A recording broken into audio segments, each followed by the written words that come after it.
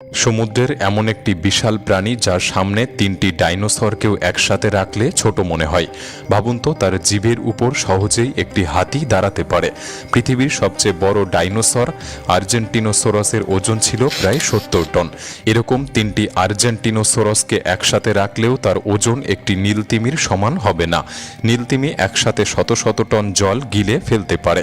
শুধু তাই নয়, তার হৃৎপিণ্ডের ওজন একটি ঘোড়ার সমান। আর প্রতিটি হৃৎপিণ্ডের চাপে প্রায় 500 লিটার রক্ত একবারে শরীরে প্রবাহিত হয়। আর তার ডাক সমুদ্র পেরিয়ে 800 কিলোমিটার দূর পর্যন্ত পৌঁছাতে পারে। তাহলে কল্পনা করুন এই প্রাণীটির বিশালতা এবং তার ক্ষমতা সম্পর্কে। কিন্তু আজকের ভিডিওতে এই তথ্য শুধুই তার বিশালতা নিয়ে নয়। একসময় যে প্রাণীটি ছিল ছোট্ট স্থলচর প্রাণী, আজ সে কিভাবে সমুদ্রে নেমে এসে পৃথিবীর সবচেয়ে বড় জীবে পরিণত হলো, সেই রহস্যই আজ আমরা জানব।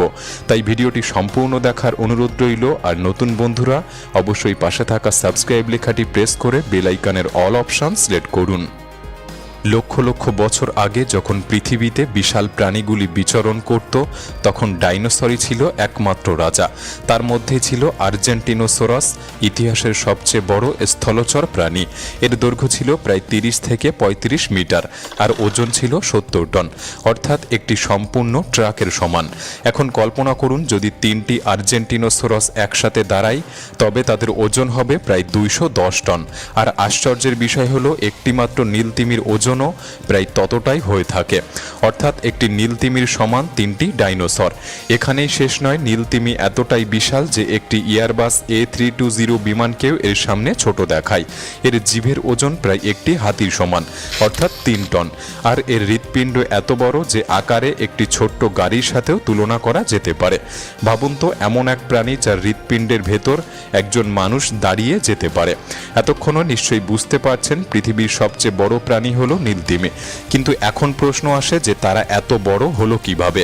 কেবল কি সমুদ্রের জলে ভেসে থাকার কারণে তার শরীর এতটা বেড়ে গিয়েছে, নাকি এর পেছনে লুকিয়ে আছে কোনো বৈজ্ঞানিক রহস্য?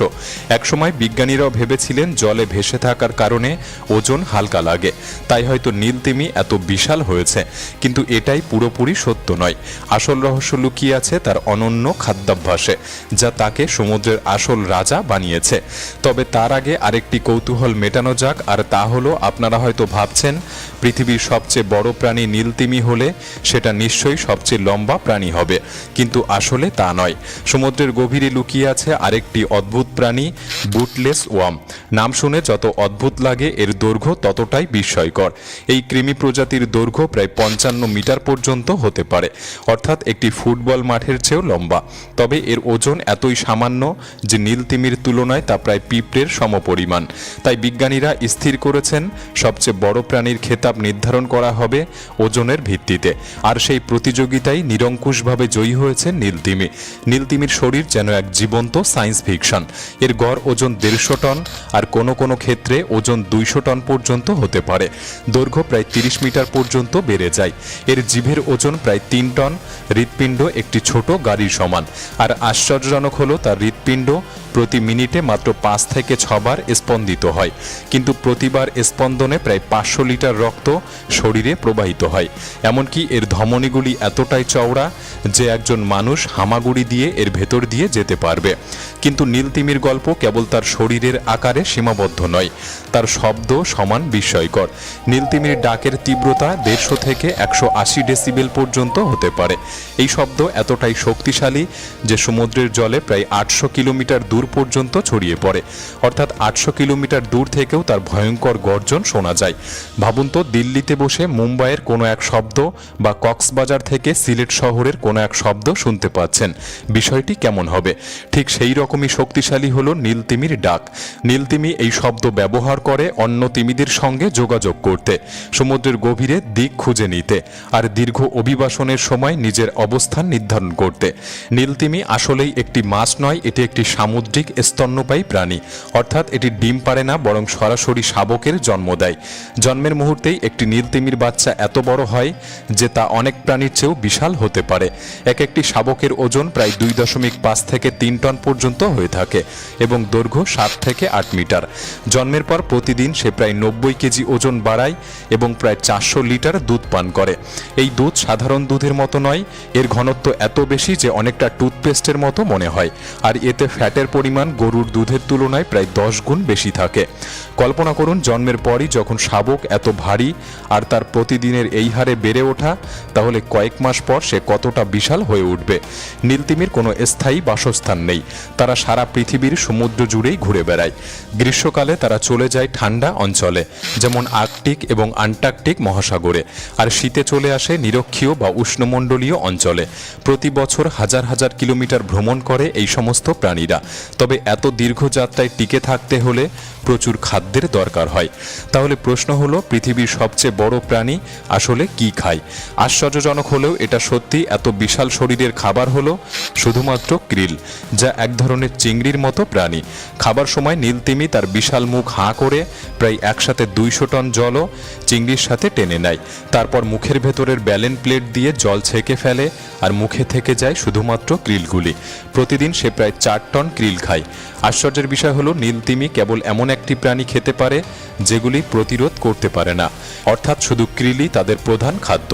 আর এবার আসে সেই ঐতিহাসিক প্রশ্ন, এত ছোট্ট প্রাণী খেয়েও কিভাবে সে এত বড় হলো? আগে বিজ্ঞানীরা ভেবেছিল জলে ভেসে থাকার কারণে শরীর বড় হয়েছে, কিন্তু সাম্প্রতিক গবেষণা বলছে আসল রহস্য হলো ফিল্টার ফিডিং, একসাথে প্রচুর খাদ্য খাওয়া কিন্তু তুলনামূলকভাবে কম শক্তি ব্যয় করা।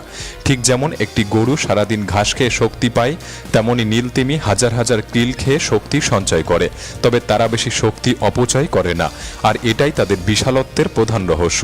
আজ থেকে প্রায় 3 কোটি বছর আগে ব্যালেন হোয়েলসের বিবর্তন শুরু হয়েছিল। পরে 30 লাখ বছর আগে বরফ যুগ শেষ হয়ে এলে সমুদ্র ঠান্ডা হতে শুরু করে। সেই সময় সামুদ্রিক প্রাণীর প্রজাতি বদলে যায়, খাদ্যের উৎস ছড়িয়ে পড়ে দূরে দূরে। বেঁচে থাকার জন্য নীলতিমির প্রয়োজন হয় বড় শরীর, প্রচুর শক্তি আর দীর্ঘযাত্রার ক্ষমতা। বড় শরীরের কিছু বাড়তি সুবিধাও ছিল, এতে খাদ্য সঞ্চয় করা যেত, শিকারীর ভয় কম থাকত আর দূর দূরান্ত ভ্রমণ করা সহজ হতো। এভাবেই লক্ষ লক্ষ বছরের বিবর্তনে নীলতিমি আজকের আকারে পৌঁছেছে। কিন্তু জানেন কি, আজকের চেয়েও একসময় নীলতিমি আরও বড় ছিল। প্রায় 100 বছর আগে নীলতিমির দৈর্ঘ্য 33 মিটার পর্যন্ত লম্বা হতো আর ওজন হতো 210 টন পর্যন্ত। কিন্তু সবকিছু বদলে দেয় মানুষের লোভ।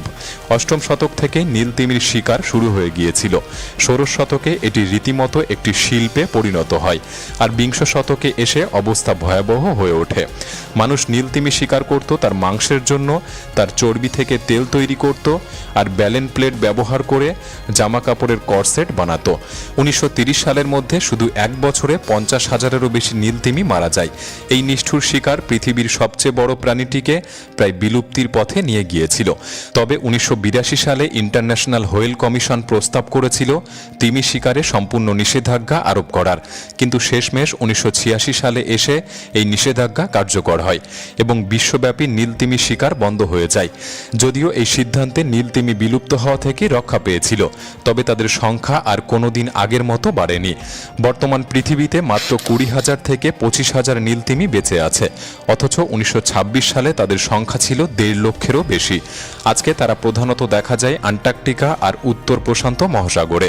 কিন্তু প্রশ্ন হলো, আমরা কি সত্যি তাদের রক্ষা করতে পারবো? নীলতিমি কেবল একটি প্রাণী নয়, এটি পৃথিবীর পরিবেশের ভারসাম্যের প্রতীক। বিশাল এই প্রাণী আমাদের মনে করিয়ে দেয় যে প্রকৃতি রক্ষার দায়িত্ব আমাদের সবার। নীলতিমি একদিকে সতর্কবার্তা, আবার অন্যদিকে এক অনন্ত আশা। যদি আমরা প্রকৃতিকে বাঁচাই, তবে পৃথিবীকেও বাঁচানো সম্ভব। তবে আজকের দিনে তাদের জন্য নতুন হুমকিও তৈরি হয়েছে, যেমন জলবায়ু পরিবর্তন, সমুদ্র দূষণ, প্লাস্টিক বর্জ্য, জাহাজের শব্দ দূষণ ইত্যাদি। সবকিছুই নীলতিমির জীবনে প্রভাব ফেলছে। বিজ্ঞানীরা বলছেন নীলতিমির ডাক অনেক সময় জাহাজের ইঞ্জিনের শব্দে ঢাকা পড়ে যায়, ফলে তাদের যোগাযোগ ব্যাহত হয়। এমনকি খাদ্যের অভাবও বড় সমস্যা হয়ে দাঁড়িয়েছে। তাই এই বিশাল প্রাণীকে বাঁচিয়ে রাখা মানে কেবল একটি প্রজাতিকে রক্ষা করা নয়, বরং পুরো সমুদ্রের প্রাণীকুলকে রক্ষা করা। আপনার কি মনে হয়, মানুষ কি পারবে নীলতিমিকে নিরাপদে রাখতে? পৃথিবীর সবচেয়ে বড় প্রাণী হওয়া সত্ত্বেও কেন সে আজ এত অসহায়? নীলতিমিকে রক্ষা করার দায়িত্ব কি শুধু বিজ্ঞানী বা পরিবেশবাদীদের, নাকি আমাদের প্রত্যেকের? আপনার কি মনে হয়, কমেন্ট বক্সে লিখে জানাতে পারেন। ভিডিওটি ভালো লাগলে একটি লাইক করতে পারেন, চ্যানেলটি সাবস্ক্রাইব করে রাখতে পারেন। তাহলে দেখা হচ্ছে পরবর্তী নতুন একটি এপিসোডে। ধন্যবাদ।